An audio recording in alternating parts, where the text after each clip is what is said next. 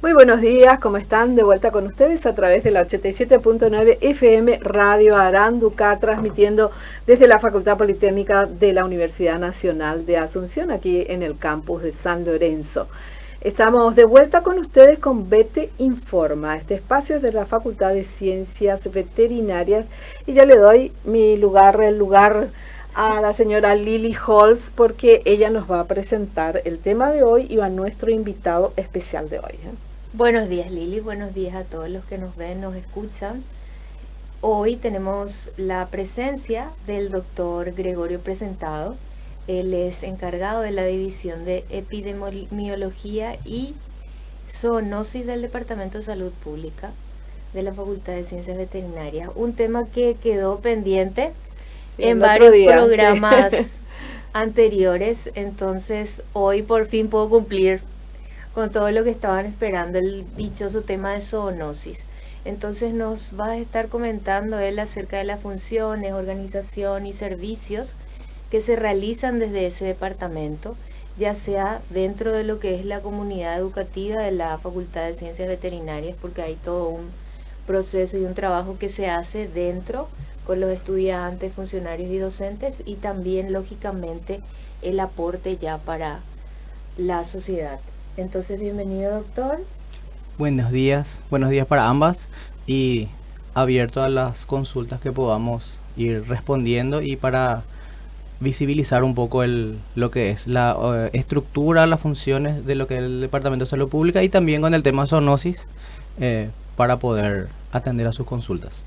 Bueno, ¿por qué no empezamos con cuáles son precisamente esas funciones, verdad, del departamento? Sí, bueno, básicamente el Departamento de Salud Pública de la Facultad de Ciencias Veterinarias tiene 3 divisiones. Está la división de Epidemiología y Zoonosis, la cual está a mi cargo. Luego está la división de Inocuidad de Alimentos y la división de Bioseguridad de Campo y Laboratorio. Básicamente las funciones del Departamento de Salud Pública es cooperar técnicamente con la estructura organizacional de la Facultad de Ciencias Veterinarias a través de sus divisiones. También tenemos que decir que tiene una sección de apoyo a la academia, a la investigación y a la extensión, en que sirve de asiento a las cátedras de Medicina Preventiva y Salud Pública, que está en el 4º año del plan curricular, y también a la cátedra de Epidemiología del 3er curso.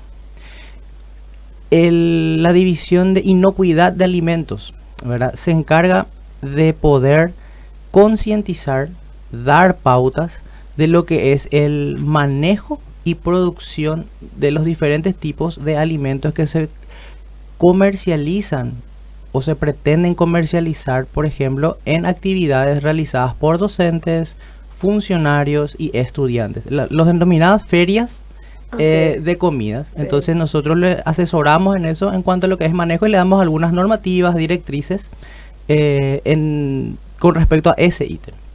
Esto tiene que ver también, o sea, estos alimentos son alimentos que vienen de origen animal. De origen animal y también lo que tendrían, también si hay componentes en realidad vegetales, bueno, como la hamburguesa o demás cosas que se comercializan, le hacemos una clase práctica a los estudiantes previo a la realización de sus actividades, también docentes y funcionarios, ¿verdad? Dentro del Departamento de Salud Pública, la jefa del departamento, la doctora Sara Ramírez, que ya estuvo con ustedes previamente también, ella es especialista en inocuidad y seguridad alimentaria, ¿verdad? Entonces en esa área ella interactúa más con con los estudiantes, docentes y funcionarios, ¿verdad? Sí, Lili, porque para que se entienda un poquito más, sabemos que, o sea, en el horario que tienen los estudiantes en la Facultad de Ciencias Veterinarias prácticamente es de 7 y media de la mañana hasta las 4 y media de la tarde. Sí.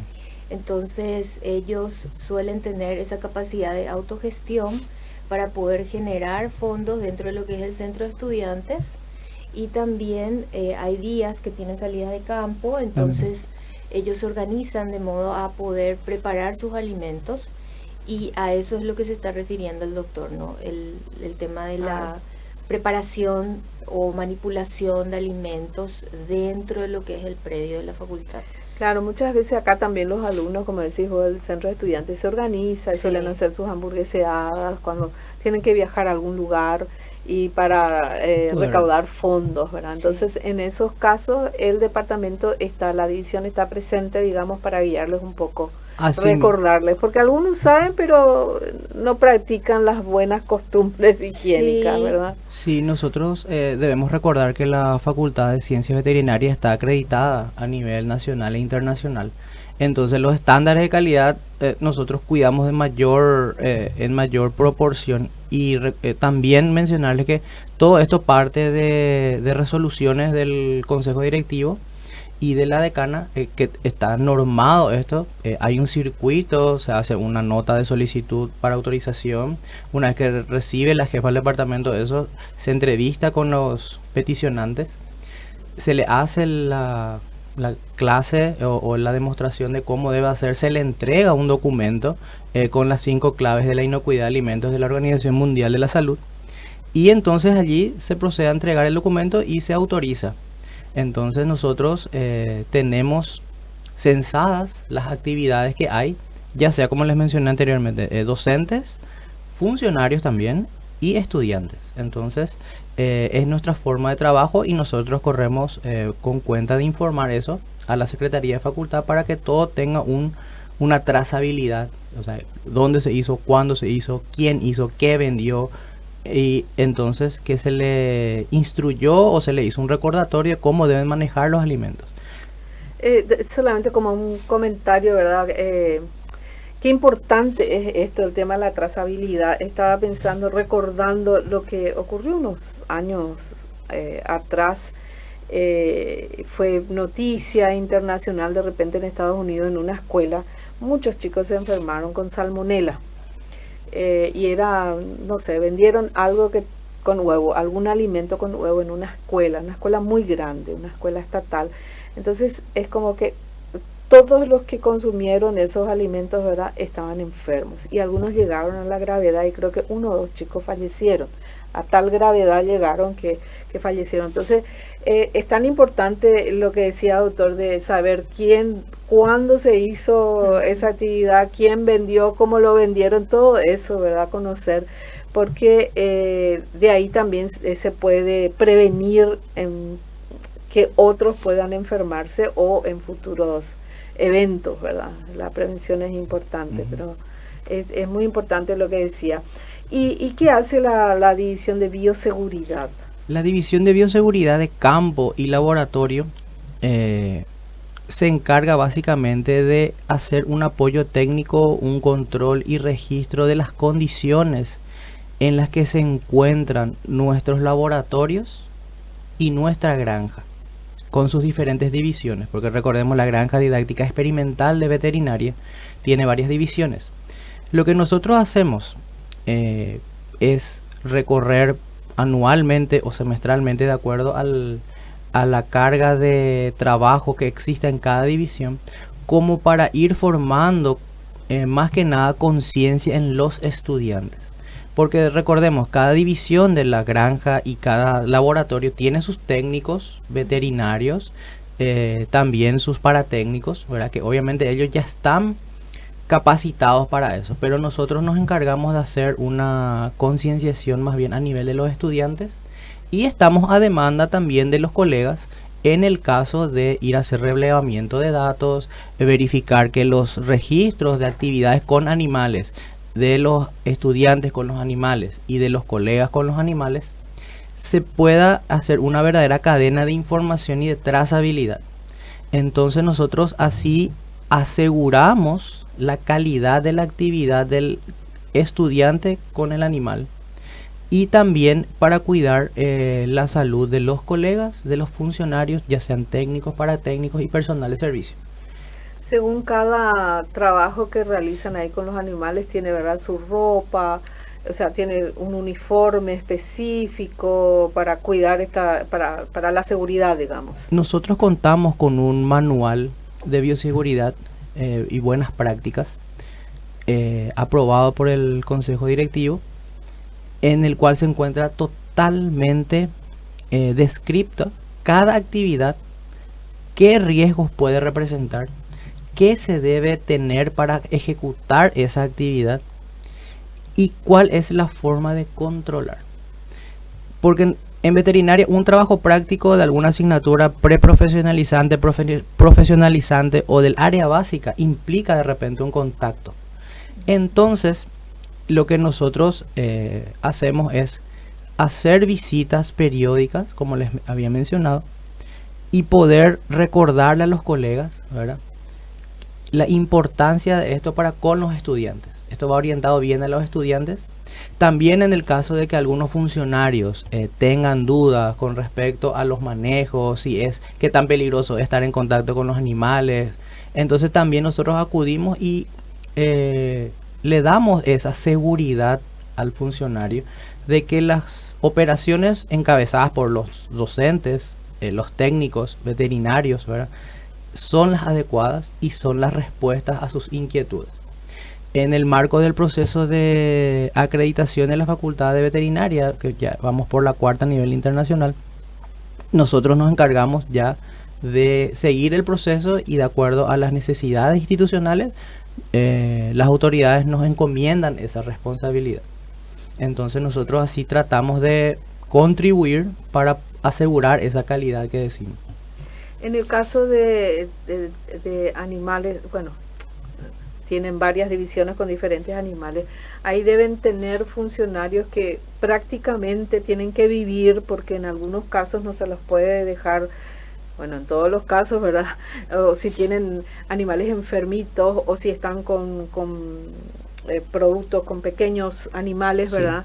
Sí. Sábado, domingo, feriado, cualquier otro funcionario puede ir a su casa, pero el que está encargado de eso tiene que quedarse. Entonces es muy importante, ¿verdad?, que el control de cómo este cuidador o este funcionario, este peón tenga que quedarse y manejar todo esto, tiene que estar muy controlado de eso por el tema de la bioseguridad, ¿verdad? Existe un programa de guardias internas dentro de cada división, ¿verdad? Ya también en la granja didáctica experimental de por sí, también donde se tienen peces en el departamento de pesca y acuicultura, y todas son guardias rotativas en donde hay profesionales veterinarios responsables, ¿verdad?, de verificar las actividades, obviamente con los técnicos, y en un sistema de guardias rotativas. No solamente los técnicos están, sino también un profesional veterinario. Un profesional veterinario, si se requiere un técnico, un paratécnico, porque hay actividades programadas, por ejemplo, actividades de reproducción programadas, por ejemplo, en la división de ganado ovino de leche o en la división de acuicultura con la famosa reproducción inducida o asistida. Entonces, se planifica todo el año, ¿verdad? Y nosotros tenemos también, vía resolución del Consejo Directivo, aprobado las diferentes actividades del calendario sanitario de manejo de cada división. Entonces, a nosotros eso nos permite tener una seguridad de que exista ya una planificación base y de control. Esto le permite a las diferentes divisiones hacer sus presupuestos, ¿verdad?, para poder poner a consideración de las autoridades para poder ejecutar porque acá hay proyectos de investigación, actividades rutinarias de la división para mantenimiento de animales y actividades en donde son específicas para estudiantes. Entonces, también en eso se avanzó bastante desde acá a 4 o 5 años. Esto es un proceso de mejora continua. En cuanto ya a la división de epidemiología y zoonosis, ¿qué realiza esta división? Y todos los animales que maneja la granja que tiene ahora la Facultad de Ciencias Veterinarias tienen enfermedades zoonóticas, o sea, ¿con todas tenemos algún riesgo? Enfermedades zoonóticas en la granja de la Facultad de Ciencias Veterinarias no existen. No, me refiero en general a los animales. Sí, hay enfermedades que están claro. no precisamente los que tenemos acá, ¿verdad? Sino, digamos, sí hay enfermedad zoonótica con conejos, o sea, hay que tener cuidado con conejos o con gallinas. ¿Existen enfermedades zoonóticas? Las enfermedades zoonóticas, para dar un concepto así bien básico, son enfermedades propias de los animales. Sí, que pueden ser transmitidas. Que puede el hombre ingresar en esa cadena, ¿verdad? accidentalmente. Y justamente en esa palabra accidentalmente es lo que nosotros trabajamos con el manual de bioseguridad. Justamente para crear la conciencia, uno está expuesto ante un animal. En el caso nuestro de la facultad conocemos ampliamente el historial sanitario, pero los chicos cuando van a su vida profesional, ahí está, eso es lo que es. Ahí Sí. ellos no saben la condición sanitaria de los animales. Sí, de hecho me atrevo a decir, doctor, desde el día 1 que fui partícipe de la bienvenida a los nuevos ingresantes, pero así estrictamente ya a ellos se les va educando y condicionando a esa disciplina, vamos a decir que deben tener ciertos cuidados en el vestuario, en las manos, o sea, el lavado de manos, en el Sí. pelo, ¿verdad? Y después Sobre cada todo las chicas que les gusta indumentaria. el cabello más Sí, largo, sí, ¿verdad? después que cuando uno inicia ciertos cambios también es como que es un poco reacio. Entonces ellos tienen que tener sus indumentarias, su plan de vacunación también. Sí, Entonces ya me consta, Lili, puedo comentar eso con propiedad de que son cuidados desde el día 1, desde ese primer día. sí, porque justamente viendo un poco lo que son las tareas de la División de Epidemiología y Zoonosis, no nos remitimos solamente al control sanitario en animal, por ejemplo, está enfermo, no está enfermo. Nosotros recibimos los reportes de los diferentes técnicos de las divisiones. Esos reportes nosotros los evaluamos, ¿verdad? Y en caso de que sea necesario, emitimos recomendaciones. Como me habían preguntado, enfermedades zoonóticas, si vamos a empezar a darle la importancia necesaria y empezar a dar porcentajes, el 60% de las enfermedades de los humanos provienen de los animales. O sea que estamos expuestos. Trabajar en la prevención no significa tenerle miedo, al contrario, cuanto más uno conoce, uno más seguro está de eso. ¿Qué es lo que nosotros trabajamos en veterinaria? La charla, como dijo la ingeniera, de inducción el primer día de clase o en la primera semana de clase, de lo cual también se encarga el Departamento de Salud Pública. Tema bioseguridad, tema de enfermedades que pueden aquejar. Entonces nosotros estamos tratando de que ya del día 0 el estudiante tenga esa conciencia y no el miedo. Eso es lo que nosotros básicamente hacemos. Y aparte la División de Epidemiología y Zoonosis, también, como las otras divisiones, sirven de apoyo con trabajo de investigación de grado, de posgrado. Entonces también tiene un pilar, uno de los pilares es la academia y la investigación. Y actualmente, hace también unos 3 o 4 años, en la parte de extensión a través de estas charlas, la extensión famosa intramuro de los colegas. También hay que mencionar que la Facultad de Ciencias Veterinarias, el Departamento de Salud Pública, no está centralizado. No es que nosotros somos técnicos y tenemos que ir a las filiales. Desde el año antepasado hay encargados de salud pública, ¿verdad?, en todas las filiales. Casapá, Concepción, Misiones, San Estanislao. Las filiales tienen su propio departamento. Tienen su propio departamento, ellos organizan las actividades, nos informan y nosotros entonces informamos a la decana y al consejo directivo. Tenemos también ese esquema de información.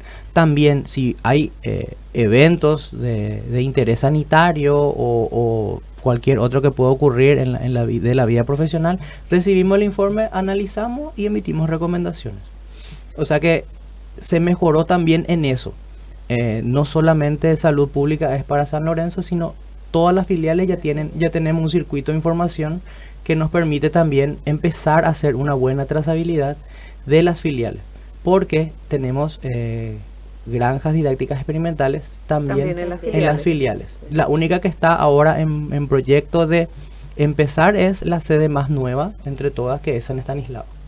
Cuando estas filiales no tienen todavía sus granjas de práctica, ¿los alumnos vienen hasta acá?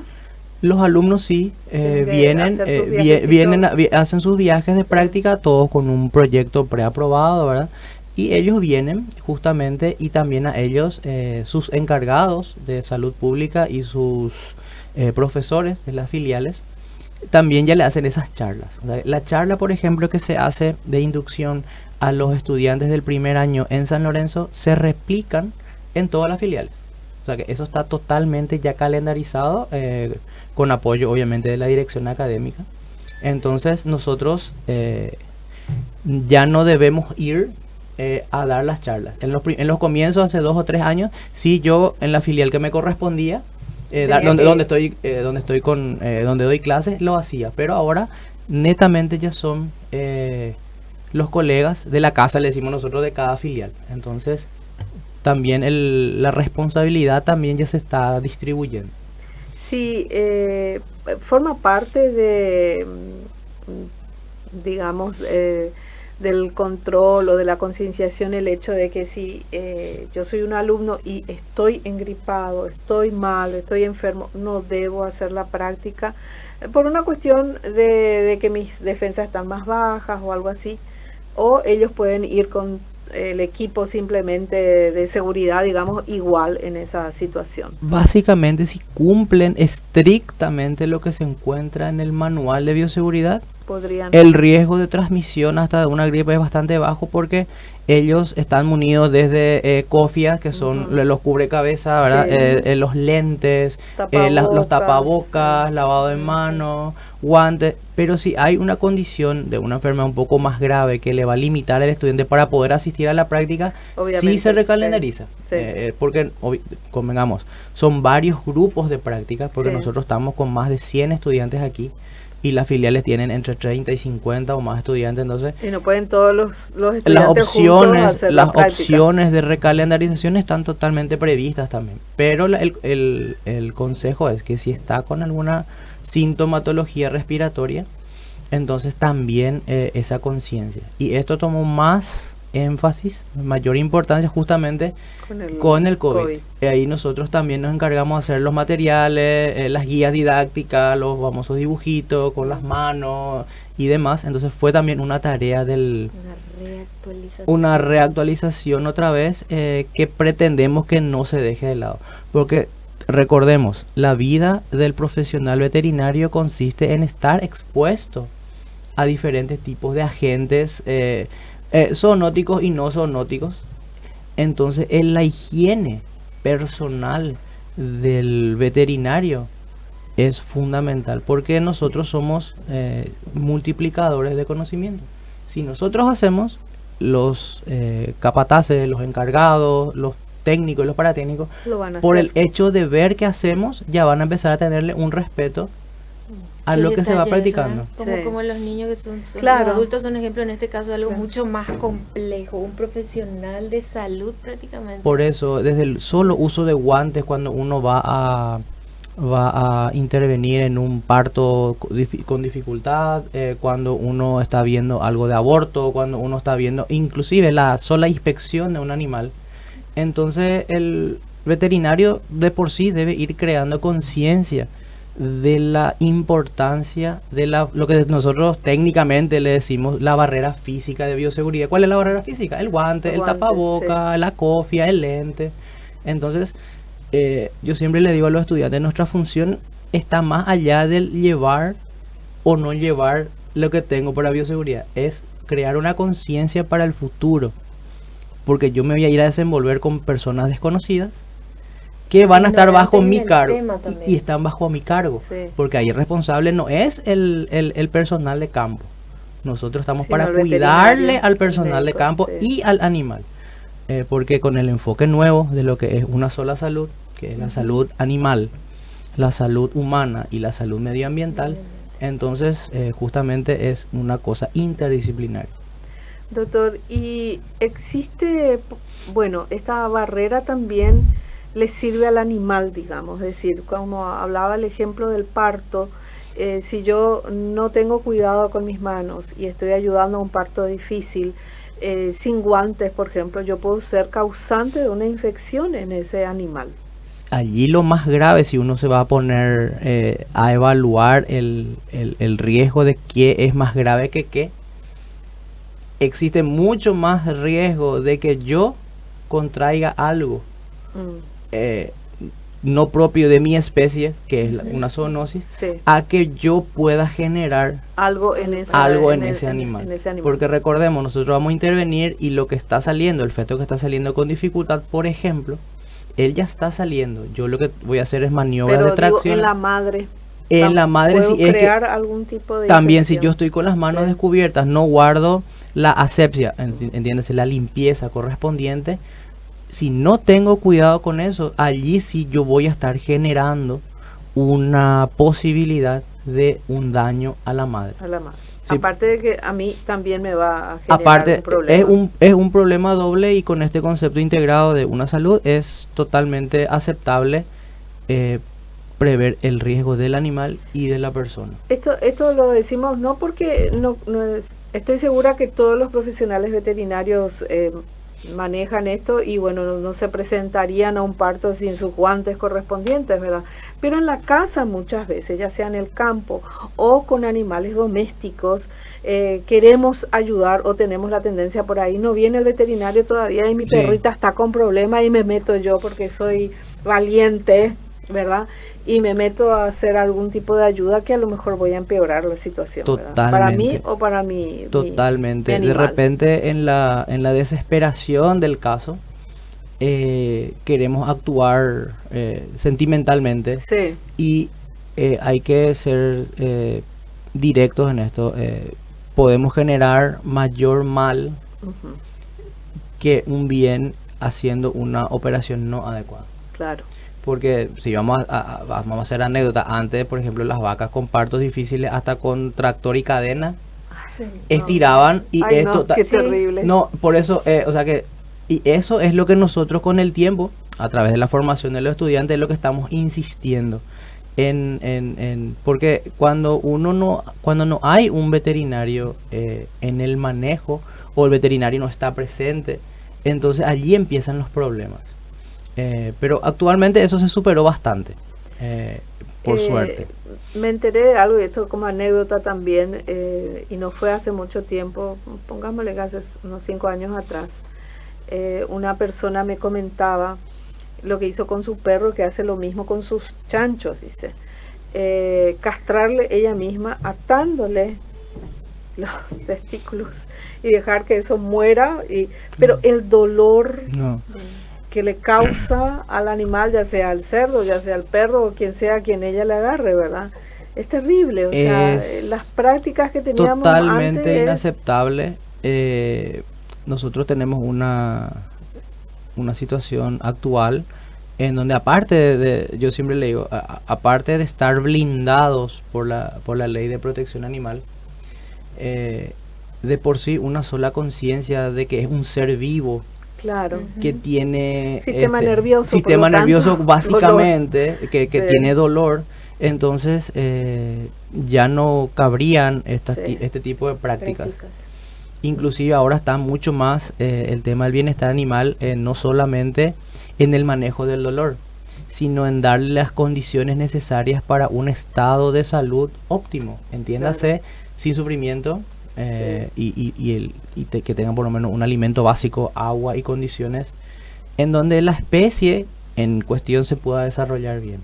Entonces esto no es solamente para los animales de compañía, sino también los de granja. Los animales de granja y de producción no tienen por qué sufrir porque son animales de producción o de abasto, como le llaman.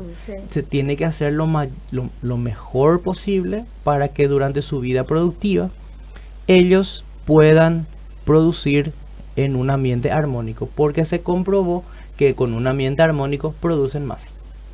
Claro, producen mejor, o sea, no es solamente por el bienestar del animal, sino también una cuestión económica también, ¿verdad? Totalmente. Hay mejor producción y también una cuestión de salud, no sé hasta qué punto es verdad, pero hablaban también del estrés generado, por ejemplo, en las vacas, y genera toxinas en el momento del estrés, y si uno después se va a alimentar de eso, ¿verdad?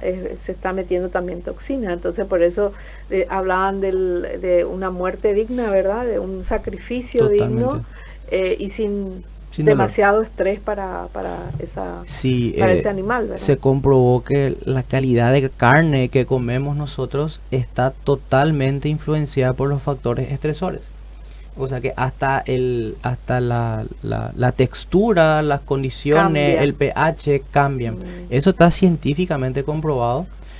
Nosotros justamente en la división de del departamento de industrias pecuarias, en la división de inspección de carne y derivados, por ejemplo, ellos llevan muchos trabajos hechos.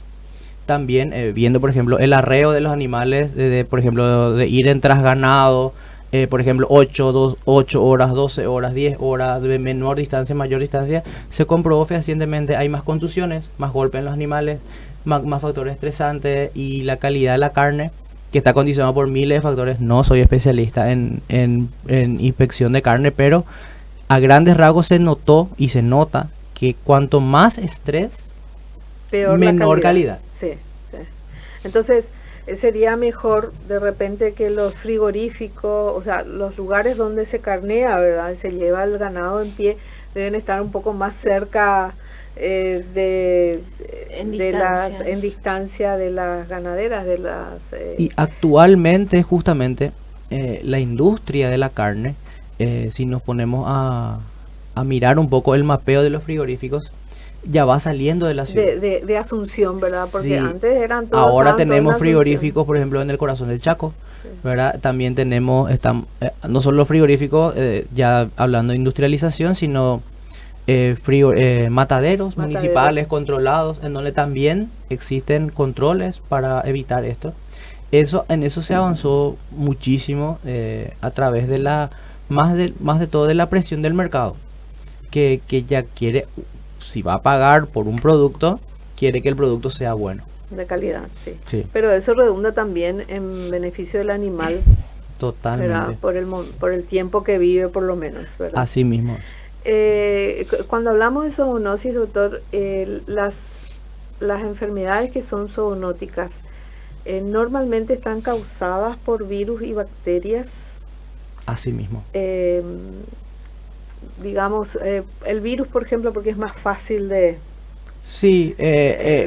básicamente, irse de un lugar a otro, digamos. Básicamente, por cualquier clasificación de agentes vivos que nosotros tenemos, virus, bacterias, parásitos, hongos, sí.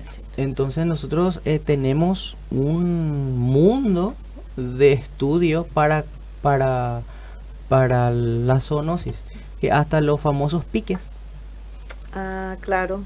Entonces, la famosa, bueno, desde eso para lo más complejo que podamos pensar, si ustedes se dan cuenta, ya configura una zoonosis. Sí.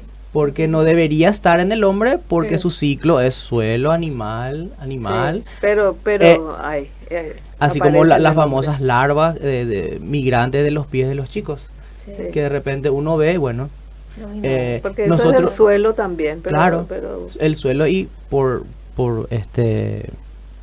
vía por contacto directo, alguna abrasión en la piel o algún ingresan. Entonces eso yo siempre le repito a mis estudiantes: tanto los virus, la bacteria, los parásitos tratan de sobrevivir como cualquier especie viviente. Claro. Ahora, que entren o no a nosotros depende de nosotros. Por ejemplo, también están las enfermedades transmitidas por alimentos, las ETAs, que también son un tema de estudio importante, porque hasta por una lechuga o un tomate mal lavado, famoso toxoplasmosis, ¿verdad? Bien. También. Entonces es un mundo totalmente aparte, y más complejo, porque trata de varias disciplinas. Las ciencias médicas, las ciencias veterinarias, la agronomía, y ahí nos integramos todos, porque el que está más afectado es el hombre. O sea que nosotros debemos ser los que tengamos primero la salud para poder preservar la salud animal y medioambiental, ¿verdad? Sí, eso es lo que justamente estuvimos comentando un poquito antes del programa, Lili, con respecto a un taller que había organizado la FAO, doctor. Sí. ¿Verdad? Sobre específicamente las enfermedades prioritarias zoonóticas en Paraguay. Sí, me habían designado representante por la Facultad de Ciencias Veterinarias para asistir a un taller de priorización de enfermedades zoonóticas que fue organizado por la FAO, la Organización Mundial de la Salud, el Fondo Pandémico, ¿verdad? En donde allí justamente le estaba comentando a la ingeniera, allí participamos profesionales de todas las disciplinas, ingenieros agrónomos, ingenieros zootecnistas, veterinarios, médicos infectólogos, médicos clínicos, ingenieros ambientales, en ecología humana, biólogos, bioquímicos, representantes de la academia pública, privada, servicio oficial veterinario, servicio oficial de semillas, el SENAVE. Entonces allí se hizo un ejercicio a través de matrices que nos presentaron la gente del Centro Panamericano de la Fiebre Aftosa, denominado Panaftosa, que depende de la Organización Panamericana de la Salud. Se hizo un taller, entonces se hicieron matrices de evaluación, entonces salieron listadas unas enfermedades prioritarias para el Paraguay, eso hay que destacar, en nuestro ámbito. Entonces a partir de allí se va a empezar como fases siguientes del proyecto, cuáles son las enfermedades zoonóticas prioritarias, por ejemplo, que no tienen un programa sanitario, ya sea veterinario o medioambiental, como para poder empezar a trabajar sobre eso. Pero esa todavía no está lista, esa lista. La lista ya salió. Ya salió. Está la lista, hay una priorización de 11 enfermedades. Entonces, ¿recuerda algunas, doctor? Sí, brucelosis, leptospirosis, después está lo que es rabia, después también tenemos lo que es la parte de erliquiosis, que es un agente que se encuentra en las garrapatas de los perros y que se transmiten también. Entonces en verano tenemos invasión. Entonces hay una garrapatas. Y por eso entonces ahora justamente en la actualidad de las clínicas veterinarias hay más espectro de enfermedades que estudiar. La leishmaniasis también. Es también zoonótica. Sí, hay variantes específicas que pueden afectar al humano. Y con respecto a eso nosotros también estamos con la Facultad de Veterinaria, ¿verdad?, abordando proyectos en el CONACYT para diagnosticar cuáles son los agentes causales que se encuentran en las garrapatas, por ejemplo. Estamos metiendo un proyecto ahora en el CONACYT para ver qué tal. Nuestra idea es muestrear y ver, no que haya en el perro solamente, sí, muestrear la garrapata y aislar qué es lo que tiene la garrapata. Entonces, por la biología misma de ella, ¿verdad?, la cantidad de huevos que pone, que son de 2.000 a 3.000 huevos. Sí, reproducción rapidísima. Entonces nosotros, desde ese lado también como salud pública, estamos y apoyando. Ese clima que tenemos en verano es súper apto para ella. Básicamente en Paraguay el clima frío es la excepción. Sí. Entonces ya no nos limitamos simplemente a los periodos de frío. Porque nosotros ahora vamos a tener 3-4 semanas, a lo mejor de algún clima así un poco templado, y después seguimos con lo de siempre. Entonces esa estacionalidad climática que nos enseñaban antes, en Paraguay es muy poco. No se presenta. No, digamos, realmente no se presenta. Y también mencionarles que como una contribución a la investigación y a la extensión, el Departamento de Salud Pública también va a estar presente en el primer Congreso de Salud Pública organizado por la Facultad de Ciencias Médicas. Okay. Y justamente el tema, hablando de zoonosis, nuestro colega, el doctor Jorge Duarte, él tiene un máster en zoonosis en España, está con nosotros en la división específicamente de bioseguridad. Él va a disertar sobre lo que es zoonosis emergentes y vigilancia integrada. De todo esto que estábamos hablando de humano, animal, ambiente. Entonces tenemos un espacio allí nosotros en una ponencia que va a tener el doctor. Y aparte también nosotros nos encargamos de hacer la difusión de los trabajos que hacemos como departamento a través de los diferentes congresos, seminarios, publicamos en revistas científicas arbitradas. Entonces eso nos permite a nosotros también hacer, aparte de la concienciación, una difusión un poco de lo que hacemos. Entonces es una función un poco transversal a todo. El también comunicar lo que se hace o lo que hacemos a través de las cátedras, a través de la facultad, con nuestros tesistas de grado y de posgrado. Me quedo con algo que había dicho, y cuán importante es el trabajo del médico veterinario, porque dijo 60% de las enfermedades, de nuestras enfermedades, de los seres humanos, en realidad proviene de los animales. Sí. Lo tomamos de los animales, ¿verdad? Y pensando un poco en lo que decía Lili de las garrapatas que en verano invaden, estos animalitos estaban antes más hacia, digamos, hacia animales salvajes, y que ayuda un poco el hecho de las talas de árboles y todo eso, que esto se venga un poco más hacia los animales que comparten con nosotros el espacio. Días, sí. Hay en realidad un cambio muy notorio en la intensificación de la producción ganadera, Sí, forestal sí. y agrícola. ¿Qué es lo que significa eso en lenguaje común?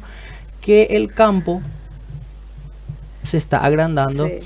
y las ciudades están siendo Como acorraladas, sitiadas, digamos. acorraladas, sí. Porque anteriormente, por ejemplo, uno si hace memoria, por ejemplo, yendo por Ruta 3, 25 de diciembre, Arroyo y Estero, era una zona anegada, que quiere decir inundable. Sí. Bueno, ¿ahora qué pasa? Ahora fuera bosques, se canalizó y se hace arroz. Antes, donde no había soja, como Ahora Misiones, está lleno. hay soja. Sí. Entonces, ¿qué implica eso? No implica dejar a los árboles y seguir con... No. Anteriormente, por ejemplo, la leishmaniasis proviene de un ciclo rural, Sí, en el cual estaba el famoso Caranchá, sí, estaba en los bosques. sí. Solo ahí. Pero ahora el Y Caracas ahora, está en la ciudad. y ahora al hacer esas talas, al hacer esos acondicionamientos, al hacer las nuevas distribución geográfica de las producciones, porque acá no hay una sola producción Sí. que pueda primar sobre las otras, entonces migró, aparte de la leishmaniasis, por ejemplo, la rabia bovina, por ejemplo, estaba confinada, a nosotros siempre decimos, nos enseñaban que era solamente zonas con orografía tipo cerro, cerrada, y ahora no. haciendo un mapeo, porque justamente trabajamos con eso con un estudiante que ahora ya es colega, detectamos casos de rabia a lo largo de todo el país. Entonces, ese es un cambio que el hombre hizo. Lo mismo ha pasado, claro que hasta lo que yo sé no hay ninguna enfermedad zoonótica en este bichito, ¿verdad? Lo mismo pasó con las termitas. Las termitas, digamos que es más de Bien, lo rural o selva, ¿verdad? Claro. Y ayudan, de hecho, en ese lugar. Pero se mudaron a nuestras casas. Sí. así mismo es. Es una migración que ocurre porque el hombre está manipulando en forma desmedida para la obtención de recursos. Sí, Lo que siempre los expertos dicen, no, la población humana crece en forma exponencial y la producción en forma geométrica. Entonces, cada vez hay más personas, cada vez hay más necesidad de proteínas de origen animal y vegetal, pero el espacio es el mismo. así es. Entonces, no creció el mundo en superficie. No, El y mundo no va a crecer. Bueno, el entonces planeta no crece. Entonces, ¿verdad? justamente, a Paraguay le posiciona muy bien, porque Paraguay, por ejemplo, creciendo en forma ordenada en la región occidental, como está haciendo ahora, puede todavía tener un margen de producción, pero siempre estamos afectando al medio ambiente. Eso es categórico, eso no es defender a un bando o a otro bando, pero se afecta. Lo que se tiene que hacer, de hecho ya hay disposiciones legales, es la mitigación, que nos va a permitir preservar por un tiempo, esperemos que más prolongado que corto, nuestros recursos. Por ejemplo, la reforestación, que hay un plan, ¿verdad? Lamentablemente con los árboles nativos nomás es más difícil, Más es complicado. más lento, ¿verdad? Pero por lo menos en lo que se refiere a producción de madera, ¿verdad? La reforestación es más rápida porque utilizan árboles que son de crecimiento mucho más rápido, aunque no sean nativos, pero lo usan para la producción. Entonces, digamos que de alguna manera se mitiga eso, no tocar los nativos, ¿verdad? Y tratar de usar lo que crece bien acá, aunque no sea nativo, ¿verdad? Como están haciendo con el pino, por ejemplo. Convengamos, ahora hay mucho más control en cuanto a los recursos forestales, pero eso, lo que ya se utilizó, sí, no va a poder regenerarse en 5 ni en 10 años. Sí. Si unos 50 años extrajo, no se puede pretender que... Sí. Pero lo bueno de esta actualidad que tenemos es que, a mi parecer, veo que hay más conciencia de eso. O sea que ahora, por ejemplo, cuando uno va o hablando con colegas del MADES, por ejemplo, ellos tienen, por ejemplo, ya por GPS las reservas, las zonas que no se pueden tocar, y ellos tienen eso, ellos van y controlan. Porque justamente en este curso de taller de priorización de enfermedades zoonóticas nos tocó estar con gente del MADES, y en el MADES, por ejemplo, ya están incorporados veterinarios.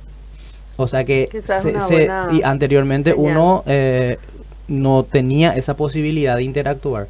Entonces el veterinario está ganando un rol más protagónico, porque también en el manejo de la zoonosis, como vienen de los animales las enfermedades, nosotros en realidad, por nuestra profesión en sí, estamos más en contacto y más capacitados con eso. Claro.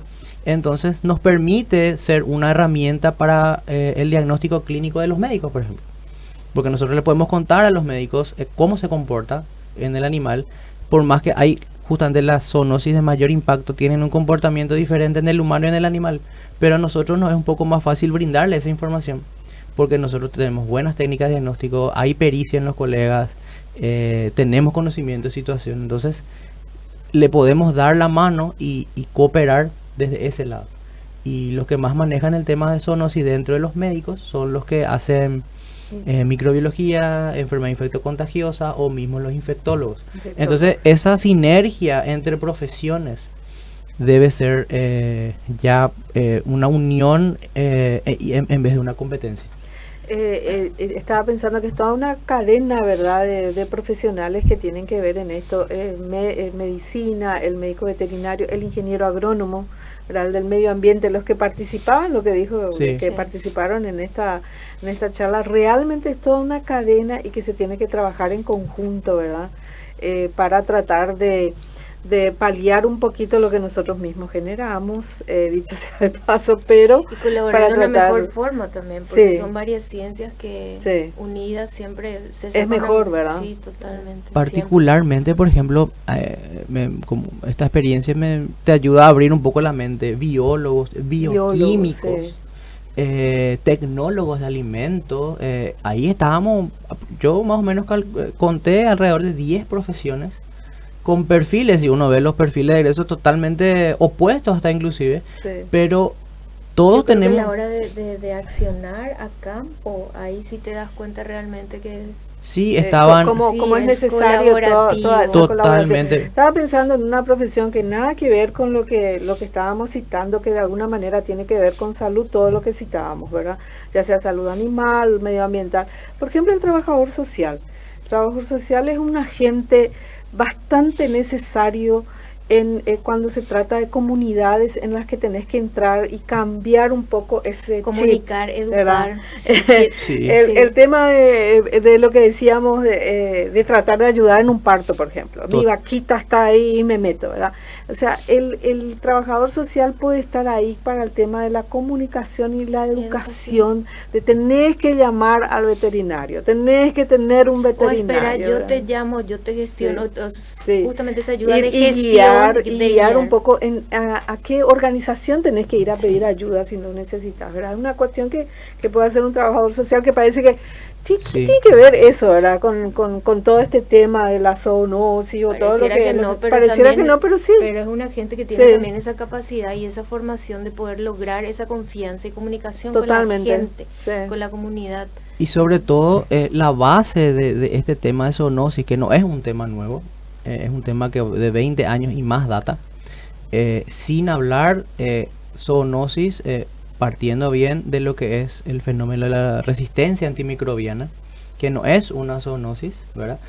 Pero genera estragos en la población. Por ejemplo, ese es otro tema que se aborda también en forma interinstitucional, que la resistencia antimicrobiana ahora, para darle un ejemplo, anteriormente nosotros, los veterinarios, no necesitábamos receta para prescribir un antibiótico.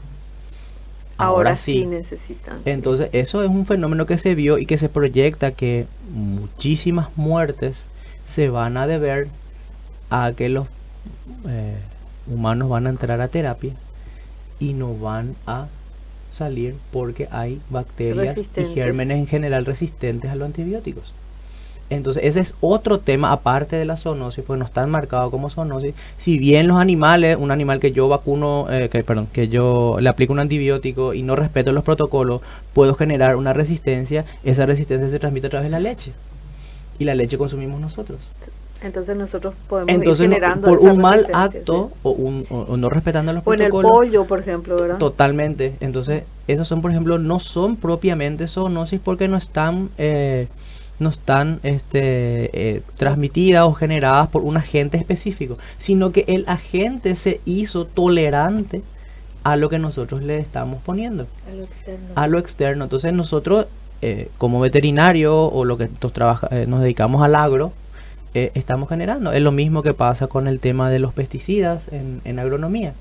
Pero la base de lo que se vio también en este curso, que no estaba en nuestro foco, vamos a decirlo así, es que lo fundamental para poder generar ese cambio que, por ejemplo, deberían hacer los trabajadores sociales es los comunicadores. También. La forma de comunicar para no crear, o sea, nosotros en nuestra área decimos la comunicación del riesgo, y eso pues ya suena lo que te vas a enfermar a la persona normal, pero simplemente es conocer que no es tan peligroso como parece, pero hay que tener cuidado. Claro, en lo que podemos ayudar y ayudamos de repente a los comunicadores también a través de los medios de comunicación, como una radio, por ejemplo, que es mucho más masiva o más fácil, ¿verdad? Siempre fue más fácil en el campo, por ejemplo, el acceso a la radio que el acceso a otros medios. Totalmente. ¿Verdad? Entonces, lo que ayuda al comunicador es a bajar un poco ese vocabulario, ¿verdad? Que es bastante científico a veces y muy técnico, a bajar a un vocabulario mucho más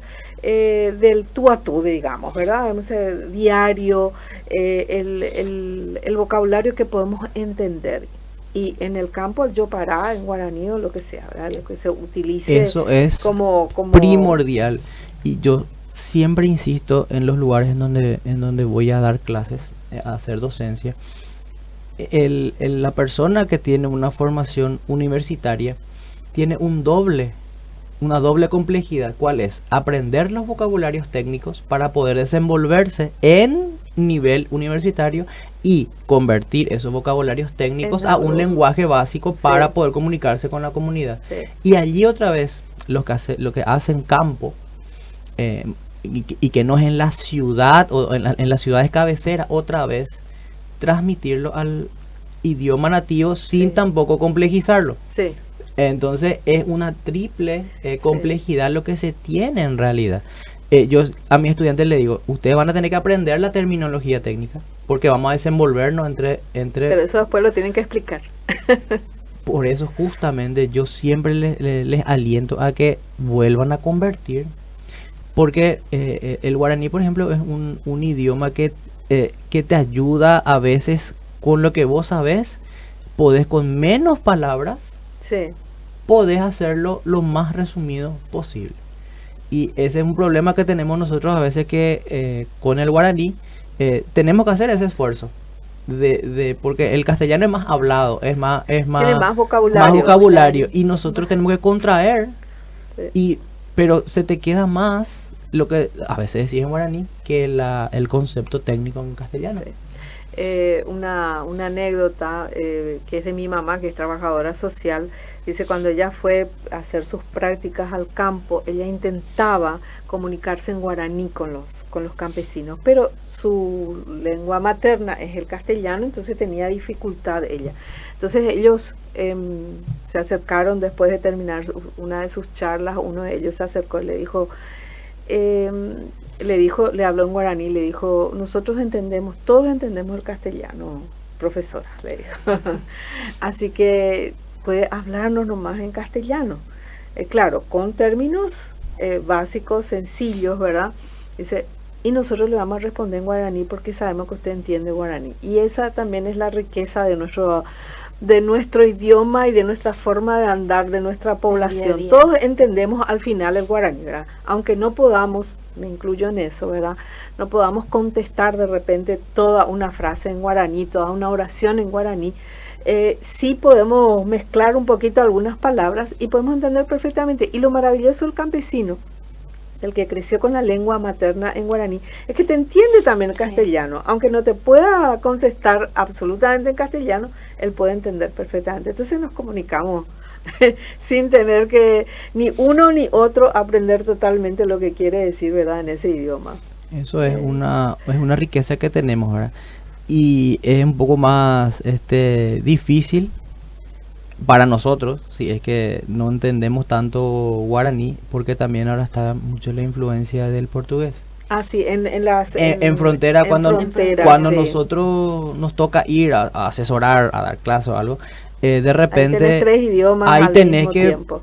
Imagino que en Santaní pasa eso. En Santaní pasa un poco, y subiendo más al norte, Pedro Juan, Canindeyú Sí. y demás, Sí. es bastante más, pero ayuda porque también el portugués a ellos les suena bien y ahí ya pueden conectar más con el guaraní. Sí. Entonces allí es la tarea del docente, es poder procesar lo que ellos quieren. Sí, me decir. comentaron que es bastante simpático. En una oración, dice, ellos meten los 3 idiomas, dice, te pueden, en una misma Totalmente. oración hay una palabra en castellano, otra en Sí. guaraní y otra en portugués, y hablan así corrido, Ya, como está, si... parece Y habla corrido, encima hablan, el castellano de repente tiene podemos hacer algunas pausas, pero ellos al mezclar los 3 es todo de seguido. Sí, sí. Y ahí el desafío, yo siempre digo, es el nuestro como docentes o como asesores o como profesionales, poder bajar a tierra Sí, todo eso. Sí. y tomar los datos para poder darle una solución a ellos.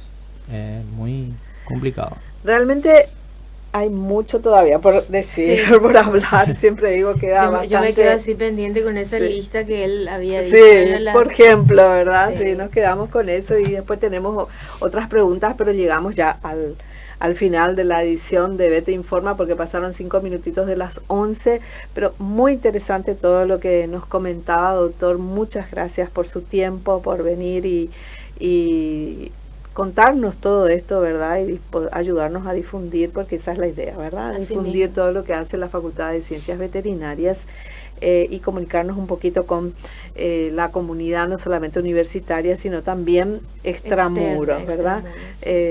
Para que sepan qué es lo que se está realizando, cómo se está trabajando. Así que muchas gracias. Estamos abiertos a cuando necesiten tener alguna charla, orientación sobre estos temas, así que Yo creo, Lili, que le comprometemos ¿verdad? para un el próximo. próximo, sí. sí, Bueno. no hay ningún problema. Bueno. Si es zoonosis, ya hablé con la ingeniera y me dijo quién puede ser, y tenemos gente en el departamento bastante capacitada.